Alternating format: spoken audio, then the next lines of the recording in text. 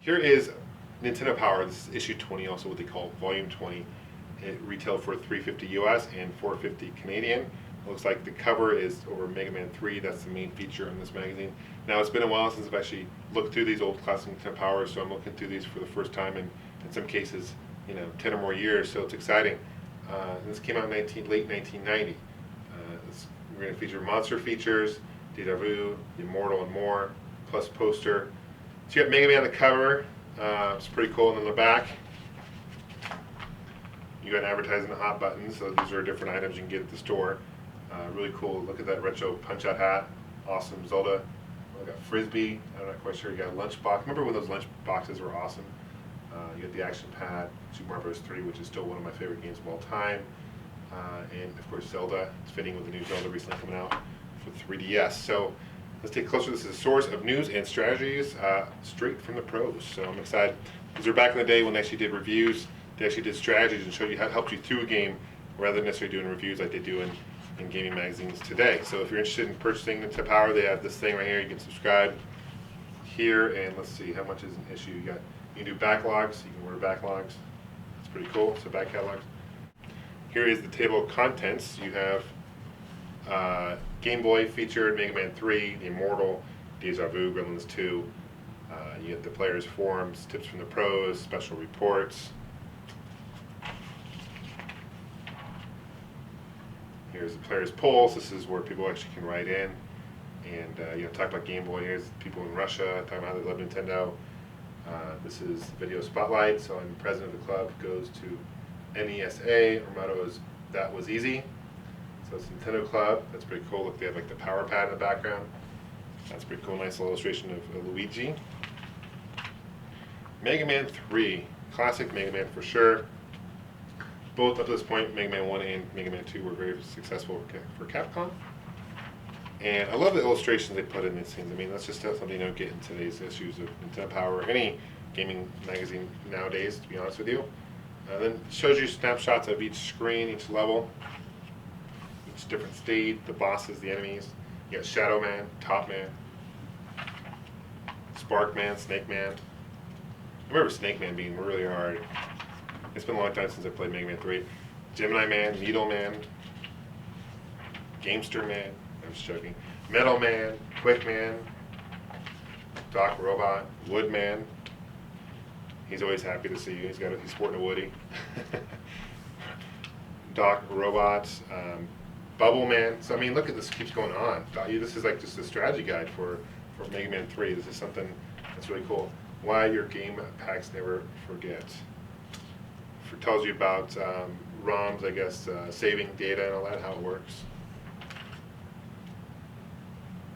Different codes and stuff like that. The Immortal.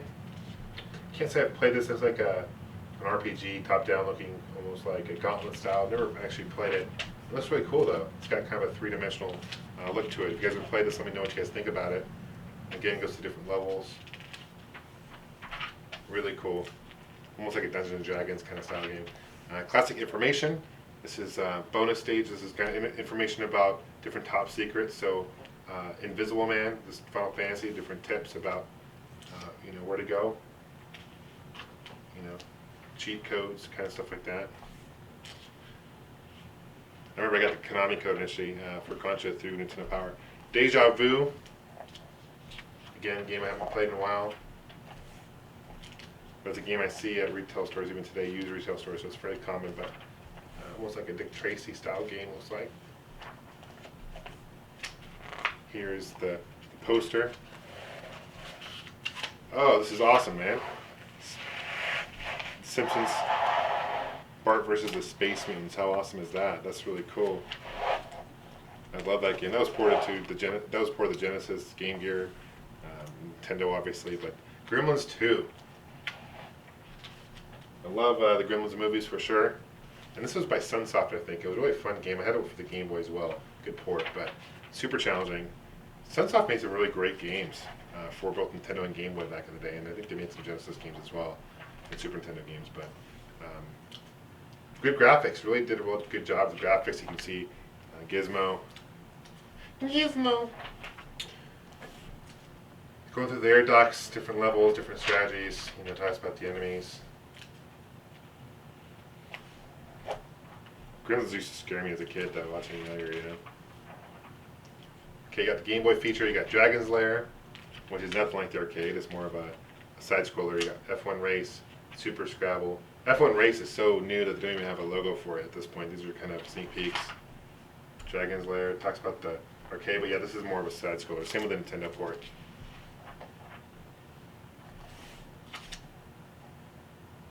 Different ones.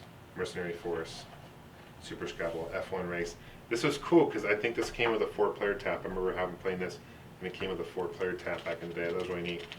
Kind of a new thing for Game Boy, because Game Boy is still like, you know, only less than a year, 2 years old. Came on in the late 80s, so at this point it was still a very new system. Nemesis, which is an awesome one. Gargoyle's Quest by Capcom, really fun. These are different comics. They had Howard and Nestor. Nestor was kind of the mascot for Nintendo Power back in the day. This is the Miracle Piano. Okay, I did a review on this a while ago on my main channel, Games81, but this was also made for the PC. It's also made for the Genesis, but it's actual piano, and it came with a cartridge. It's pretty rare, but taught you, the whole idea was it taught you how to play piano, and it's actually a pretty cool keyboard. Tons of tunes. Talks about the tunes. Pretty cool. And what's cool about the Miracle Piano is half of it you can do with one sound, and the other half of the keyboard you can do with another different type of sound, so that's really neat. If you ever see it around, you definitely should pick it up. Sample lessons shows you how it works. And there's mini games too. You got this robot who comes across, you got to hit a key at the same point, and kind of mini games that get the tempo right. So that was very creative for Nintendo to do that. I'm not quite sure who made the Miracle Piano. I don't think it was obviously not Nintendo because it was ported to the Genesis, but I think it was, who made it? I forget. I don't recall. But oh, you know what? It's the software Toolworks. That's right. That's who made it. Counselor's Corner. People. These are kind of most common people call in. These are the counselors kind of helping you through the tough stages of each game.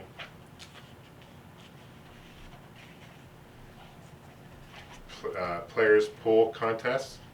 This is kind of a contest grand prize. You can, let's see, artist work will give you copies of Prove It, use your friends. This is so what's the contest? 10 winners, a couple set of, wow, that's cool. Different comics and stuff. You get t-shirts. Wow, it'd be cool to have those nowadays, wouldn't it? Now playing, there's games coming out, your guide to the latest NES titles. Mega Man 3, Miracle Piano Teaching System, Software Toolworks, yeah. And they rate. Now this is the first Nintendo Power up to this point where I actually seen ratings. Before this I did not see any kind of ratings like this. This is interesting. It looks like it's on a scale of 5, 1 to 5, 1 being bad, 5 to being the best. And interesting, what they give Mega Man 3, they give it 4.5, 4.2, 4.2, 4. So let's see, G is for graphics and sound, P is for play control, C is for challenge, T is for theme and fun.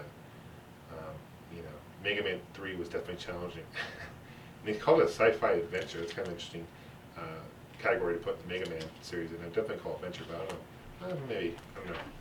Here is NES Achievers. This is where people can submit their scores, kind of like Twin Galaxies today. Get right into Nintendo. Top 30 Nintendo games for back in the day. This is Mario 3 was number 1. Final Fantasy is number 2. Crystallis 3, Mega Man 2, 4. Teenage Mutant Ninja Turtles 5. Going down the list, Back to the Future's 10, which I don't know, I'm a big fan of that game, necessarily agree with that. Double Dragon 2 is 26. Super C is 20. I don't see Contra on the list, I see Super C. I like Contra a lot better than Super C, but maybe that's just me. Celebrity Profile, New Kids on the Block, which are huge back in the day, and it was talking about them playing games and all that. That's funny. Pack Watch, G.I. Joe, Snowstorm, from Konami, Ultra Monopoly. Okay, this is the first time again you've seen the Super Nintendo up to this point. So this is cool. This is Super Famicom. So this is the Japanese version. You got screenshots of Super Mario World. I remember seeing this back in the day and being blown away at the graphics. I'm like, holy cow, look at those graphics for Super Mario World. And you got F-Zero, which is obviously a classic. Pilot Wings. You're like, who is this dinosaur dude that Mario's holding? Look at Yoshi. It doesn't even look like Yoshi at this point. Very interesting. Very cool though. Uninvited Galaxy 5000 mini pods. Gossip. Okay, who are the Battletoads? Kind of answering some top questions. Bulletin board, strategy guides, back issues. You can order that. Look for reviews on this. Okay, coming up next issue is Turtles 2, the arcade game. Star Tropics, more Game Boy games, including Basketball Roundup 91, Gremlins 2 for the Game Boy. And that's it, guys. All right.